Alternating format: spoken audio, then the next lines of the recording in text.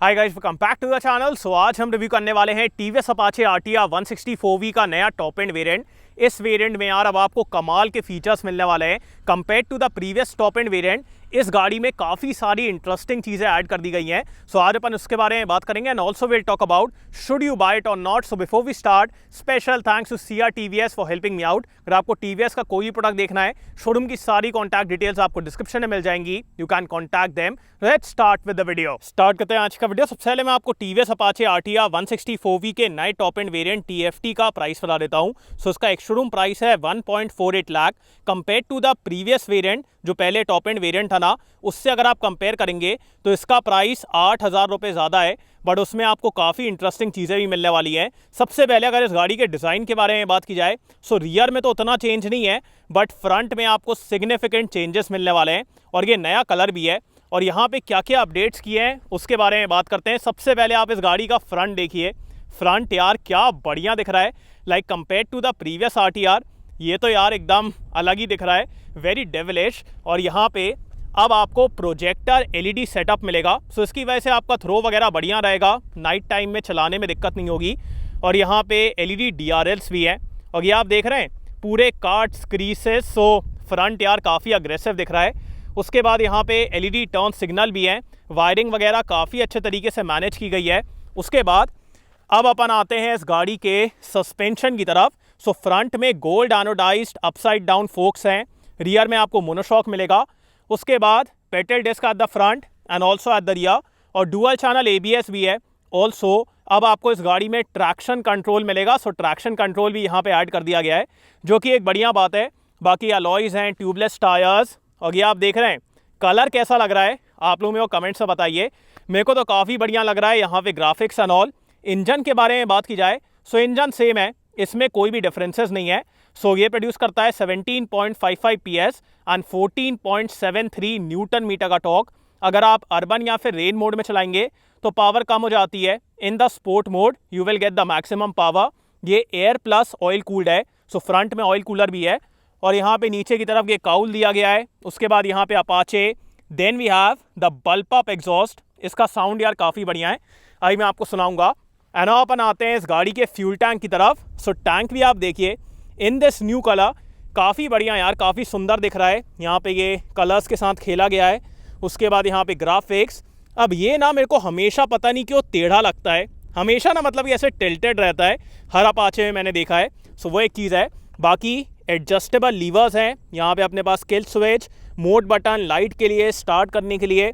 उसके बाद Bluetooth connectivity के लिए हॉर्न भी है, और यहाँ पे भी आपको एडजस्टेबल लीवर मिलेगा। एंड अब अपन आते हैं इस गाड़ी के नए 5 इंच के टीएफटी डिस्प्ले की तरफ। ये यार लिटरली इतना कमाल का दिखता है। ये सेम डिस्प्ले है जो कि आपको आरटीआर 310 में मिलता है। सो बढ़िया है यार। इसमें क्या क्या मिलेगा वो मैं आपको दिखा देता हूँ। सो जैसे ही आप मोड चेंज करेंगे, इसके कलर्स वगैरह भी चेंज होते हैं, उसके लिए गाड़ी को स्टार्ट करना पड़ेगा। बट उसके अलावा यहाँ पे अपने पास क्लॉक है, then we have the tachometer, gear position indicator, और नीचे की तरफ पूरी चीज़ें हैं जैसे कि ऑटो ब्राइट अगर आपको ऑन करना है। उसके बाद top speed, lap timer 0 to 60, उसके बाद एवरेज स्पीड है ना। उसके बाद ओडोमीटर, यहाँ पे अगर आपको ट्रैक्शन कंट्रोल ऑन या फिर ऑफ करना है वो भी आप कर पाएंगे। सो काफ़ी बढ़िया दिखता है।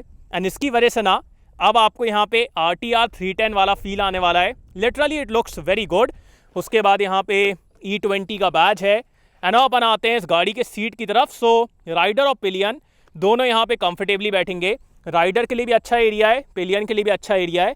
और यहाँ पे कार्बन फाइबर पैटर्न है, ज़्यादा स्टेप अप भी नहीं है। पीछे की तरफ ग्रैब रेल भी है। एंड अब अपन आते हैं इस मोटरसाइकिल के रियर लुक की तरफ। रियर से ज़्यादा डिफरेंसेस नहीं है, जैसा अपन को पहले मिलती थी ना आरटीआर, सेम ही है। So rear is similar. बाकी पीछे की तरफ एलईडी टेल लाइट है, then we have these very slim LED turn signal. उसके बाद पीछे की तरफ आपको टायर हगर भी मिलेगा। 130 सेक्शन का रियर टायर है, और एग्जॉस्ट आप देख रहे हैं कितना मस्कुलर है। उसके बाद इस तरफ आएँ तो यहाँ पे side stand cut off sensor है, then we have the sari guard. So compare to the previous version अब आपको यहाँ पे नए कलर्स मिलेंगे। उसके बाद फ्रंट में प्रोजेक्टर सेटअप मिलेगा, then we have the 5 inch TFT display, traction control. So ये सब यहाँ पे ऐड हो गया है। बाकी अब एक काम करता हूँ, आपको इसका एग्जॉस्ट नोट सुनाता हूँ and then will ride it.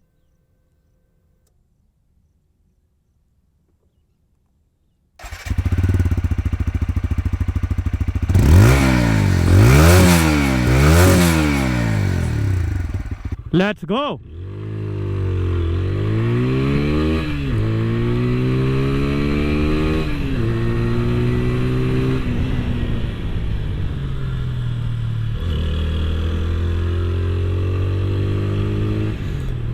Start करते हैं इसके इंजन से। So one thing that I really like here is the effortless power delivery. पूरे ही रेव रेंज में ना आपको एकदम एफर्टलेस पावर मिलेगी। इंजन एकदम फ्रीली रेव करता है एंड उसके बाद the initial pickup is very good. After that the mid range is very powerful and the top end depends upon कि आप कौन से मोड में। अगर आप अर्बन या फिर रेन मोड में रहेंगे फिर आपको टॉप एंड में डिसेंट पावर मिलेगी, but if you are in the sport mode फिर आपको टॉप एंड में बढ़िया पावर मिलने वाली है। और तीनों ही मोड्स में इंजन एकदम फ्रीली रेव करता है। और अगर मैं तीनों मोड्स के बारे में बात करूं, मेन डिफरेंस आपको मिड रेंज से लेके टॉप एंड तक फील होने वाला है। So there you will feel the difference. But तीनों ही मोड्स में ना पावर काफ़ी अच्छी है। इट डिपेंड्स अपॉन कि आप कहाँ पे यूज़ कर रहे हैं। अगर आपको सिटी या फिर ट्रैफिक में चलाना है देन अर्बन या फिर rain mode that is good. But अगर आपको ओपन स्ट्रेच मिलता है, put it in sport mode, फिर आपको बढ़िया पावर मिलेगी। सो इंजन एकदम फ्रीली रेव करता है, बढ़िया तरीके से पावर देता है। And because of the exhaust note आपका बार बार मन करने वाला है कि मैं थ्रॉटल को ओपन करूं, बिकॉज जैसे ही आप थ्रॉटल को ओपन करेंगे ना एक बढ़िया सा साउंड आता है। So that is very intoxicating. Refinement के बारे में बात की जाए, so even at the red line कोई वाइब्रेशन नहीं है। इंजन एकदम स्मूथ है, एकदम रिफाइंड है। सो वो भी एक बढ़िया बात है। हीटिंग वगैरह के मामले में भी कोई दिक्कत नहीं है। सो इंजन काफ़ी बढ़िया है, काफ़ी अच्छे तरीके से पावर देता है। एंड अपन आते हैं इस गाड़ी के गियरबॉक्स की तरफ। सबसे पहले the clutch is very light because यहाँ पे आपको स्लिपर क्लच मिलेगा। So it's very light and secondly you can aggressively down shift, the rear wheel won't skid. So ये काफ़ी बढ़िया है। और अगर मैं गियरबॉक्स के बारे में बात करूं, up shift, down shift, you can do all of that without any issue. एकदम लाइट एफर्ट में गियर चेंज हो जाता है, तो शिफ्टिंग वगैरह के मामले में भी कोई दिक्कत नहीं है। एंड अब अपन आते हैं इस मोटरसाइकिल के सिटिंग पोजीशन की तरफ। So sitting position is really comfortable. आप सामने की तरफ एकदम हल्का सा लीन होते हैं but that is never uncomfortable. Handle bar is nice and wide, यहाँ पे काफ़ी अच्छा एरिया है टैंक को ग्रिप करने के लिए। फुट पैक पीछे की तरफ है but that is never uncomfortable. और सीट वगैरह भी काफ़ी कंफर्टेबल है and if you want you can make it aggressive, so वो आपके पास ऑप्शन है। बाकी हर दिन राइडिंग के लिए इट्स वेरी कंफर्टेबल, कोई दिक्कत वाली बात नहीं है। एंड अपन आते हैं इस मोटरसाइकिल के ब्रेक्स की तरफ। So we have dual disc and dual channel ABS also. अब आपको यहाँ पे ट्रैक्शन कंट्रोल मिलेगा which is for added safety, उसकी वजह से आपको ज़्यादा बेटर सेफ्टी मिलेगी। सो ट्रैक्शन कंट्रोल भी अब आपको यहाँ पे मिलने वाला है। बाकी let's talk about the rear brake first.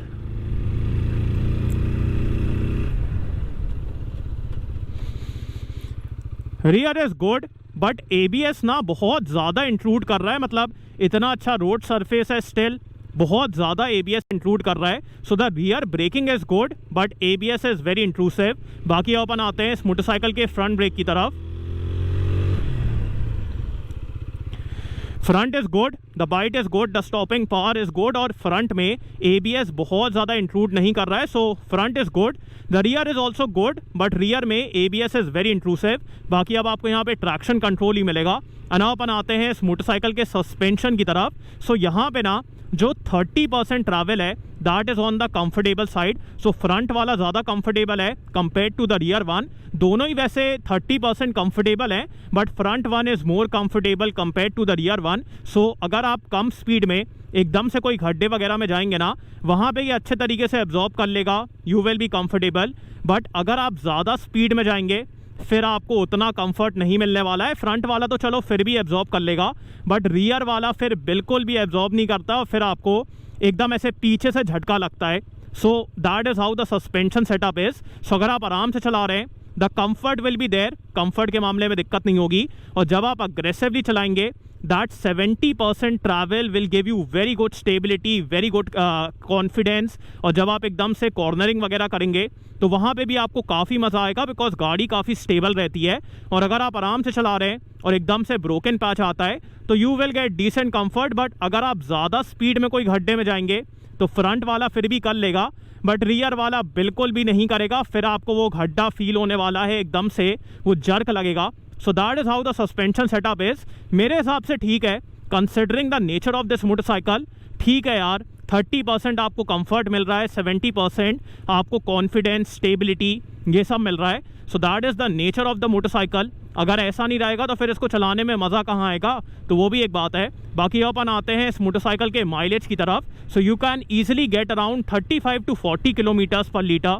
35 to 40 can be easily achieve from this motorcycle. कुछ लोगों को 41, 42 इतना भी मिलता है। So that is the mileage. बाकी इसको यार अब रीड करने में कोई भी दिक्कत नहीं है। लिटरली जब आप इसको चलाएंगे ना, इसको देख के RTR 310 वाला फील आता है, बिकॉज RTR में भी आपको सिमिलर मिलता है। So this looks very good and the switch gear and all is very good. बहुत अच्छी क्वालिटी है और बाकी यार बढ़िया है, एग्जॉस्ट नोट वगैरह भी बढ़िया है। सो अब बात करते हैं वर्डिक्ट के बारे में। अब बात करते हैं कि आपको TVS Apache RTR 160 4V के TFT वेरिएंट को लेना चाहिए कि नहीं। सो मेरे हिसाब से ये वाला वेरिएंट उनके लिए है जिनको MT-15 या फिर ड्यूक 160 लेना था, बट उनका बजट उतना ज़्यादा नहीं है और उनको कम बजट में काइंड ऑफ सिमिलर पावर और सिमिलर फीचर्स चाहिए।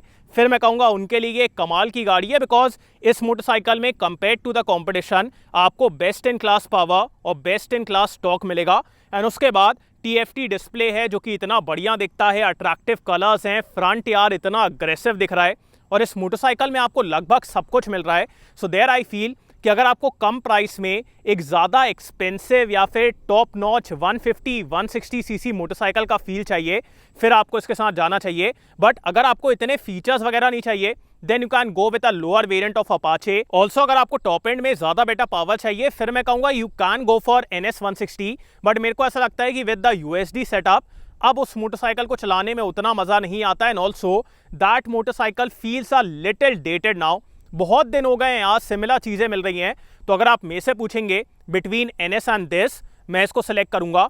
ऑल्सो अगर आपको ज़्यादा बेटर मतलब चीज़ें चाहिए कम प्राइस में, then you can also go for Xtreme 160 4V, तो उसके साथ भी आप जा सकते हैं। बट अगर आपको एक ऐसी मोटरसाइकिल चाहिए जिसमें आपको टॉप नॉच 150-160 सीसी वाला फील आए और आपको उतने पैसे भी नहीं देना है, then this can be a very good option, because TFT display, traction control और जो इस गाड़ी का फ्रंट है इतना बढ़िया दिख रहा है। And the pricing is also good, 1.48 lakh. So आपको ये अपाचे कैसी लगी, do tell me in the comments. Thanks for watching guys, hope you like this video. इसको लाइक कर देना, सब्सक्राइब करना, बेल आइकन दबा देना एंड कमेंट डाउन बिलो आपको कैसा लगा। इन सो नेक्स्ट वीडियो, बाय।